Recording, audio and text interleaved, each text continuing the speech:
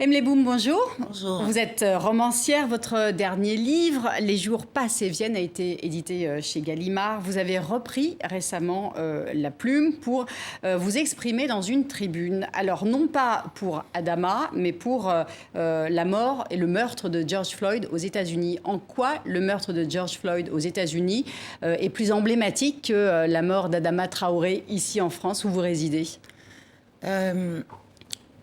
Non qu'il soit plus emblématique, non que le meurtre de George Floyd soit plus emblématique, mais il est inspirant sur cette problématique-là. Il est inspirant que ce soit venu de George Floyd, de cet homme-là, de ce noir-là, aux États-Unis. Quelques semaines avant, Breonna Taylor avait été tuée chez elle, ambulancière, dans sa maison, et on en a parlé, mais pas tant que ça. Ensuite, il y a eu les images qui sont venues avec George Floyd et Derek Chauvin, comme si ils s'étaient mis en scène. Ils avaient mis en scène cette détresse raciale dont on parle depuis longtemps et dont on parle partout. Et de parler de George Floyd, pour moi, c'était parler aussi d'Adama Traoré, parce que ce qui a manqué pour Adama Traoré, c'est bien la vidéo. Oui, qu'aujourd'hui, on ne connaisse pas bien les circonstances de sa mort et c'est bien pour ça que sa sœur milite depuis 4 années. Absolument, parce qu'on a des versions contradictoires. Il y a pas mal d'articles qui sont sortis récemment, notamment dans Le Monde et dans Le Point, pour retracer les événements et pour dire que dans le cas d'Adama Traoré, il y a des questions à se poser sur ce qui s'est réellement passé et sur la manière dont on communique dessus. Donc, sa famille n'est pas complètement hallucinée de demander justice. Mais ce qui ressort de votre tribune, c'est vraiment cette portée universelle, universaliste de cette mort tragique de George Floyd qui pose de nombreuses questions, on va en parler. Mais pour vous, au-delà de la question noire, ces inégalités-là ou ces violences-là, elles s'exercent en réalité partout sur la planète. Et c'est comme ça que les Palestiniens se sont saisis de la mort de George Floyd ou en Asie, en Turquie, ailleurs. C'est très étrange que, sorti du Covid, enfin, nous sommes encore dans le Covid, pendant ce temps-ci, la première grande revendication sociale soit une revendication de justice. Et soit une revendication de justice contre le racisme.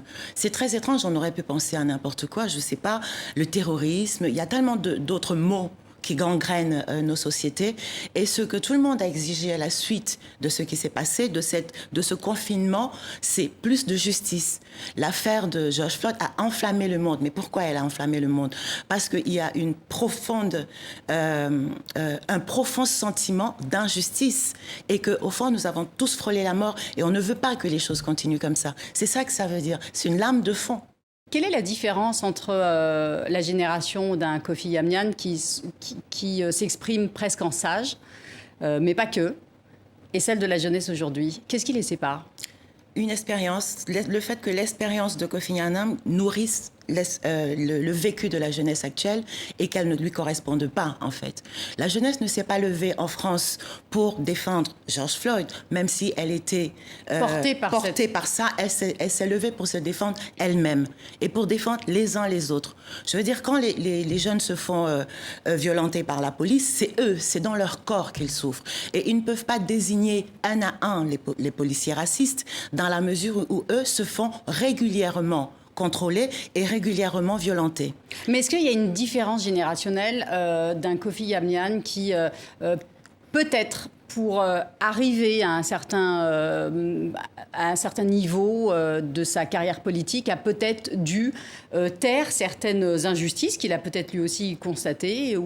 Aujourd'hui, la jeunesse dit nous, on ne ressemble pas et on ne veut plus être comme nos parents, nos aînés qui ont courbé les chines. Nous, on ne courbera pas les chines. Peut-être qu'ils se sentent plus français, d'ailleurs, du reste. Mais peut-être que, comment dire, Kofi Annan n'a pas toujours dit ça. Il a aussi, à un moment, condamné fermement le racisme en France.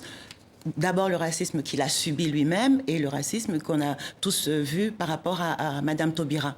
Donc aujourd'hui, il a un discours qui, entre guillemets, est un discours d'apaisement et il a une très haute idée de la République. Ça, en revanche, ça n'a jamais changé. Ce que les jeunes disent aujourd'hui, c'est que quelque part, cette idée-là de la République les étouffe. La République les empêche de s'exprimer. Ce n'est pas ce qu'ils ont à dire qui est dangereux pour la République, c'est le fait qu'on ne les écoute pas. Alors au Canada, on a vu cette affaire-là, elle est planétaire, puisque au Canada, il y a aussi une mobilisation qui a été mise en place. Alors pas uniquement contre le racisme anti-noir, mais on s'est rendu compte au Canada qu'il y avait aussi un autre racisme et qui était celui à l'encontre des autochtones, des populations autochtones. Justin Trudeau, à cet égard, n'a pas seulement mis un genou à terre, il a aussi réagi très vigoureusement. Et donc là, il y a une reconnaissance pleine et entière du problème.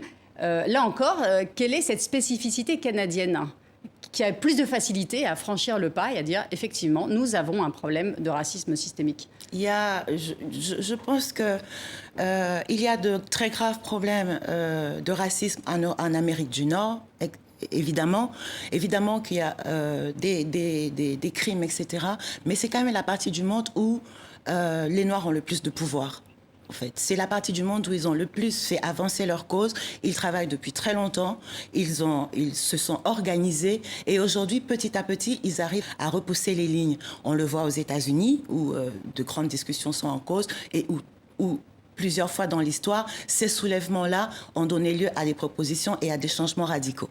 Alors, ces changements radicaux, visiblement, on en est un petit peu loin encore en France. Je voudrais maintenant qu'on écoute Emmanuel Macron. Vous allez voir, alors, il s'exprime non plus sur le racisme, mais sur le déboulonnage des statues. On a vu ça en Angleterre, en Belgique. En France, on a eu tout juste des noms de rues qui ont été grimés ou la figure du général de Gaulle.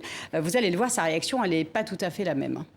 Est-ce que vous pensez, vous aussi, que le déboulonnage serait une réaction un peu populiste qui ferait le lit du communautarisme? Je ne vois pas en quoi. En fait, je ne vois pas... Une statue, c'est un récit, c'est un roman national. À un moment, on peut aussi concevoir que la société évolue et ait besoin de changer ses symboles.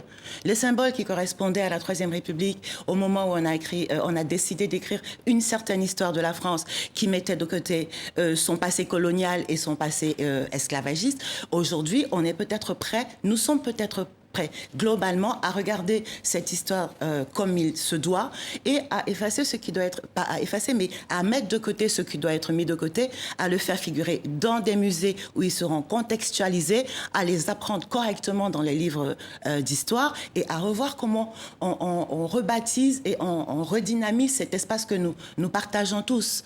Si on demande certains changements aujourd'hui, c'est toujours pareil, c'est pour y être inclus. Parce que cette histoire de France nous concerne aussi. Et c'est simplement une histoire qui concerne tout le monde et qui inclut tout le monde. Et qu'une ville évolue aussi les villes évoluent. L'histoire n'est pas... Ce sont des faits.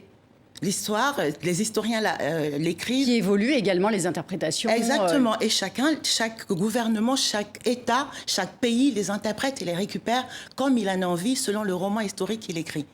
Merci beaucoup, Emily Boone, d'avoir été notre invitée.